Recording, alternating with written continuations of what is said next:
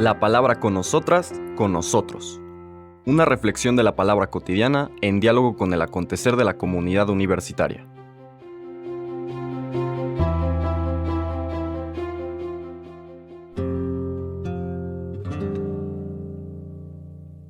Hola, buenos días.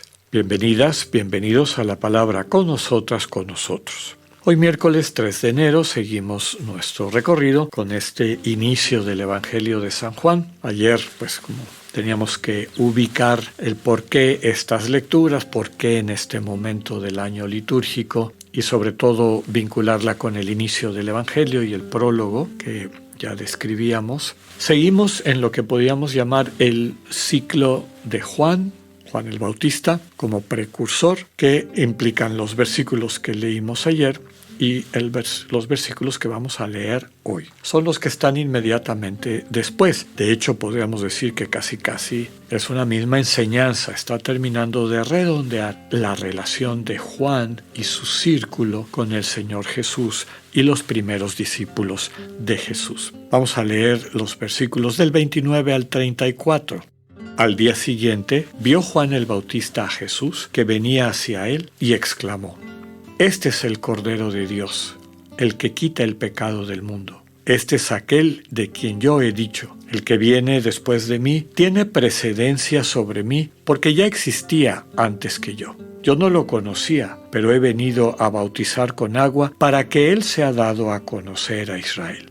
Entonces Juan dio este testimonio: «Vi al Espíritu descender del cielo en forma de paloma y posarse sobre él.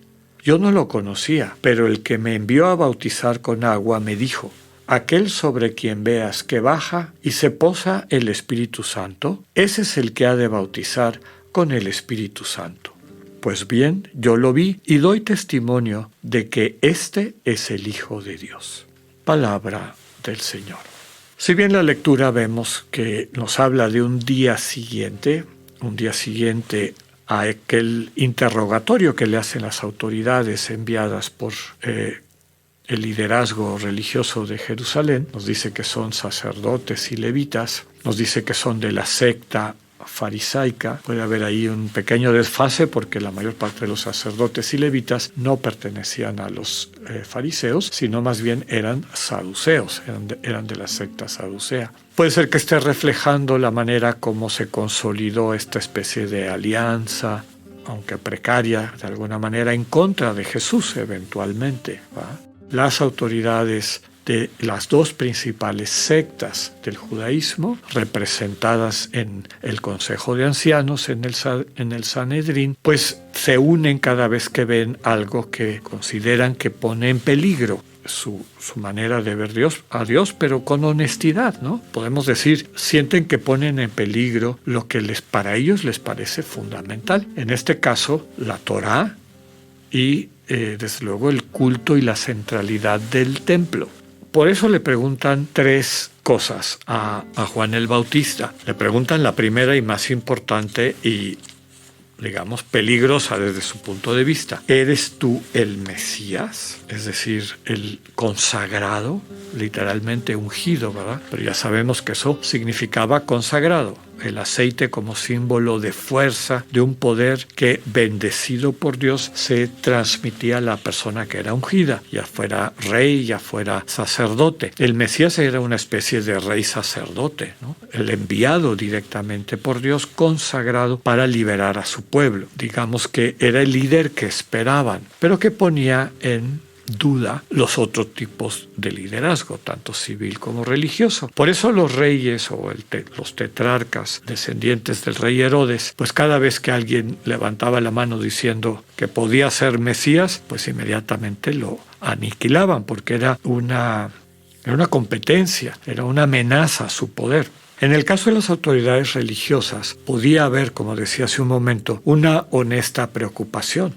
No vaya a caer la gente en manos de un impostor, de un charlatán, ¿no? Entonces, vamos a ver si es el Mesías, pues todos sigámoslo, todos unámonos como pueblo, en primer lugar para liberarnos de Roma, recuperar el reino, recuperar este proyecto que esperamos o que anhelamos de reencontrarnos con Dios como nuestro Rey. Y por eso, no solamente a Juan el Bautista, a muchas personas mandaban estas comitivas o embajadas como para examinarlos, o sea, ¿qué enseñan? Y poder tener un dictamen. Por eso le preguntan, en primer lugar, ¿eres el Mesías? Y él dice que no. ¿Eres Elías? Aquel que se esperaba que vendría antes del Mesías, era parte de esta cultura o sensibilidad apocalíptica, de revelación escatológica, milenarista, de cambio de época que era prevaleciente en el tiempo de Jesús. Y él dice, no, yo no soy Elías. Eres el profeta. El profeta es una figura que aparece en el Deuteronomio cuando se acerca la muerte de Moisés y Dios promete que va a venir un profeta como Moisés, no identificable con Elías, no identificable con la figura del Mesías, que también estaba muy presente en la imaginería de la gente de esa época, en su expectativa religiosa, sino aquel profeta como Moisés que iba a venir. Bueno, a las tres preguntas dice Juan el Bautista que él no era eso. Le cuestionan entonces por qué bautizas en agua, por qué sumerges a la gente en agua. Recordemos que eso es lo que significa el bautismo.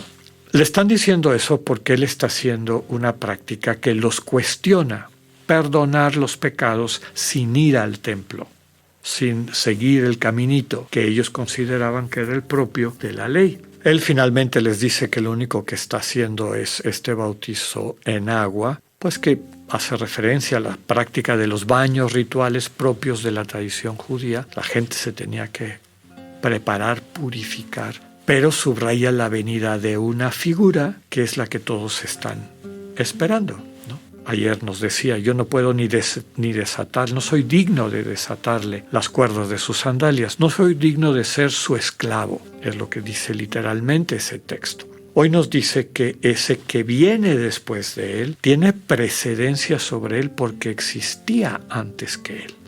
Esta frase en boca de Juan el Bautista viene a reforzar lo que ya nos decía el prólogo del propio Evangelio de Juan. La palabra estaba con Dios y la palabra era Dios, ¿no?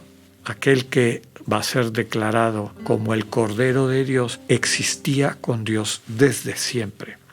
Subraya que él no lo conocía, Juan, pero ha estado preparando las cosas para que él se pueda dar a conocer. Y Dios se lo presenta, digamos, le indica quién es a través de una vivencia, podríamos decir, mística, ¿no?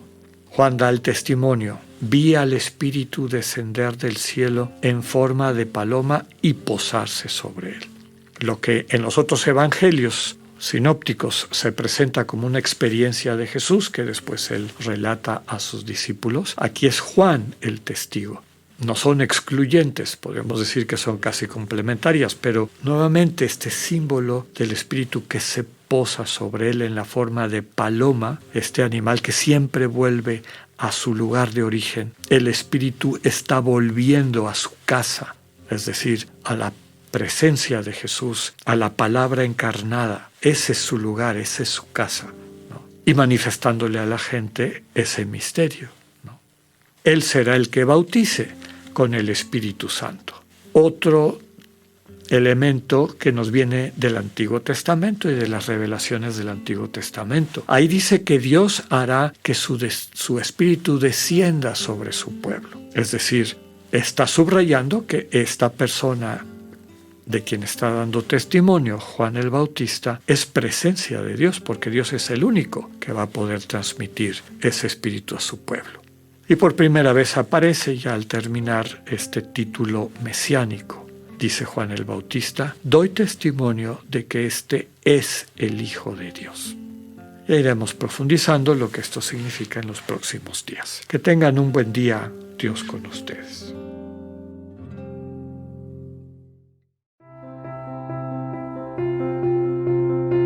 Acabamos de escuchar el mensaje del Padre Alexander Satirka. Escúchalo de lunes a viernes a las 8:45 de la mañana por radioiberoleon.com, a través de nuestra app gratuita para iOS y Android o por Spotify. Esta es una producción de Radio Ibero León en colaboración con el ITESO, Universidad Jesuita de Guadalajara.